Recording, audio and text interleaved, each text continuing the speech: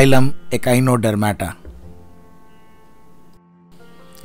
इस फाइलम के जानवर सिर्फ समुद्र के पानी में ही पाए जाते हैं।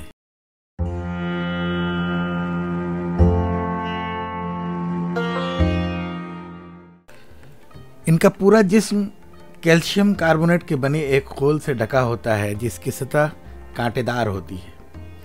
जिस्म में सर नहीं होता है।